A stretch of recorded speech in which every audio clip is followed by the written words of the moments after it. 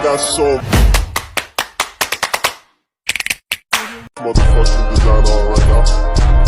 Bring it down, make it clap. I got 3 old guys. Assalamualaikum warahmatullahi wabarakatuh. Halo semuanya, kami dari kelompok 6 akan menjelaskan mengenai perseroan terbatas atau yang biasa kita kenal dengan PT. Adapun topik-topik yang akan kami bahas seperti yang bisa teman-teman lihat di layar ya. Yang pertama kita akan membahas pengertian dari perseroan terbatas. Menurut Undang-Undang Nomor 40 Tahun 2007 tentang perseroan terbatas, PT adalah badan hukum yang merupakan persekutuan modal, didirikan berdasarkan perjanjian, melakukan kegiatan usaha dengan modal besar yang seluruhnya terbagi dalam saham dan memenuhi persyaratan yang ditetapkan dalam undang-undang ini serta peraturan pelaksanaannya. Selanjutnya ada unsur-unsur PT. Badan hukum dapat disebut sebagai PT jika memenuhi unsur-unsur di bawah ini. Yang pertama, PT adalah badan hukum. Yang kedua, PT adalah persekutuan modal. Yang ketiga, didirikan berdasarkan perjanjian. Yang keempat, melakukan kegiatan usaha. Dan yang kelima, modalnya terdiri dari saham-saham atau sero-sero. Dasar hukum. Dalam KUHD tidak ada satu pasal pun yang mengatakan perseroan terbatas sebagai badan hukum, tetapi dalam Undang-Undang Nomor 1 Tahun 1995 secara tegas dinyatakan bahwa perseroan terbatas adalah badan hukum. Setelah pemerintah Republik Indonesia mengeluarkan Undang-Undang Nomor 1 Tahun 1995 yang diundangkan pada tanggal 7 Maret 1995 dan mulai berlaku pada tanggal 7 Maret 1996 tentang perseroan terbatas, maka pasal 36 sampai dengan 56 dalam Kitab Undang-Undang Hukum Dagang yang menjadi dasar hukum NV adalah untuk menyebutkan PT pada zaman Belanda. Meskipun demikian, bagi PT sudah disahkan sebelum berlakunya undang-undang ini, sepanjang tidak bertentangan dengan anggarannya. Undang-Undang Nomor 1 Tahun 1995 telah diganti dengan Undang-Undang Nomor 40 Tahun 2007 tentang perseroan terbatas. Syarat pendirian sebagai badan hukum, maka pendirian perseroan terbatas harus memenuhi syarat. Yang pertama, didirikan oleh 2 orang atau lebih, kecuali BUMN. A. Setiap pendiri wajib mengambil bagian saham. B. Modal dasar paling sedikit 50 juta rupiah yang terdiri atas seluruh nilai nominal saham. C. Minimal paling sedikit 25% dari modal dasar telah ditempatkan dan disetor penuh. D. Dalam pembuatan akta pendiri, pendiri dapat diwakili oleh orang lain berdasarkan surat kuasa.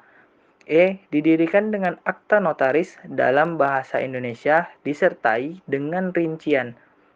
Kedua, akta pendirian selain memuat anggaran dasar PT juga memuat nama, tempat atau tanggal lahir, pekerjaan, tempat tinggal dan kewarganegaraan pendiri, direksi, dan komisaris. B. Nama pemegang saham yang telah mengambil bagian saham, rincian jumlah saham, dan nominal atau nilai yang diperjanjikan dari saham, dan nominal atau nilai yang diperjanjikan dari saham yang ditempatkan dan disetor pada saat pendirian. Anggaran dasar PT antara lain meliputi A. Nama dan tempat kedudukan, B. Maksud dan tujuan serta kegiatan usaha, C. Jangka waktu, D. Modal dasar, modal ditempatkan, dan modal disetor, E. Susunan jumlah serta nama direksi dan komisaris, F. Tata cara pemilihan pengangkatan, penggantian, dan pemberhentian direksi dan komisaris, G. Tahun buku dan laporan keuangan, H. RUPS dan hak suara, I. Penggunaan laba serta pembagian dividen, C. Ketentuan lain menurut undang-undang. Baiklah, selanjutnya organ PT. Organ PT terdiri dari 3. Yang pertama, Rapat Umum Pemegang Saham atau RUPS. RUPS memegang kekuasaan tertinggi dan memegang segala kewenangan yang tidak diserahkan kepada direksi atau komisaris. Yang kedua, Direksi Perseroan.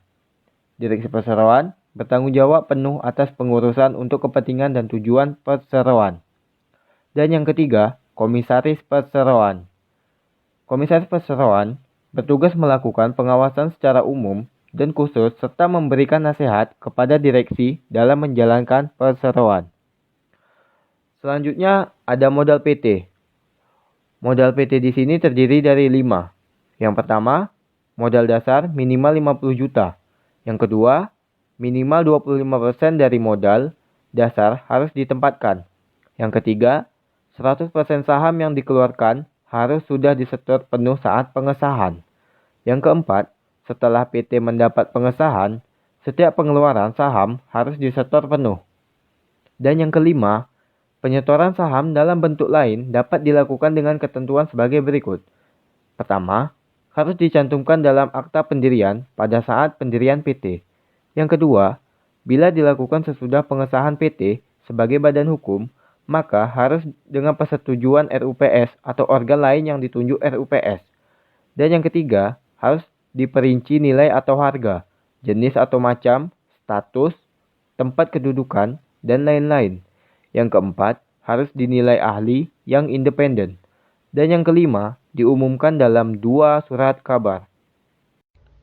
Jenis-jenis perseroan terbatas. A. Perseroan terbatas tertutup, yaitu perseroan terbatas yang saham perusahaannya hanya dimiliki oleh orang-orang tertentu yang telah ditentukan dan tidak menerima investor dari luar secara sembarangan.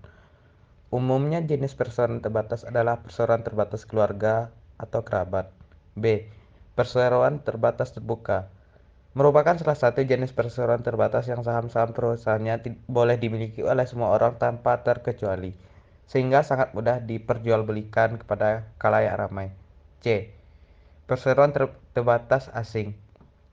Perseroan terbatas yang didirikan oleh negara lain dengan aturan dan hukum yang berlaku di negara tempat perseroan terbatas itu didirikan, namun perusahaan memiliki cabang di Indonesia. D. Perseroan terbatas perseorangan.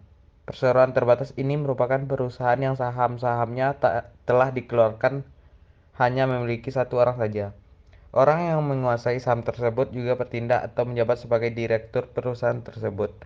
Dengan demikian, orang tersebut akan memiliki kekuasaan tunggal yang menguasai wewenang direktur RUPS.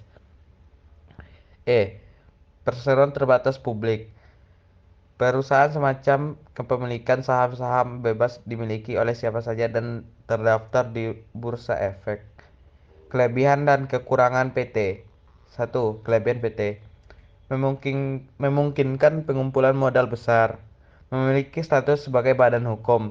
Tanggung jawab terbatas. Pengalihan pemilikan lebih mudah. Jangka waktu tidak terbatas. Manajemen yang lebih kuat. Kelangsungan hidup perusahaan lebih terjamin dan biasanya untuk penanaman modal asing ada fasilitas bebas pajak. 2. Kekurangan PT. Pengenaan pajak ganda, ketentuan perundaan lebih kuat, rahasia perusahaan relatif kurang terjamin, pendirian perusahaan relatif sulit, lama dan biaya lebih besar, dan yang terakhir biasanya untuk PMA sedikit rentan terhadap situasi. Sekian dari presentasi kelompok kami, semoga bermanfaat. Terima kasih. Audio Jungle.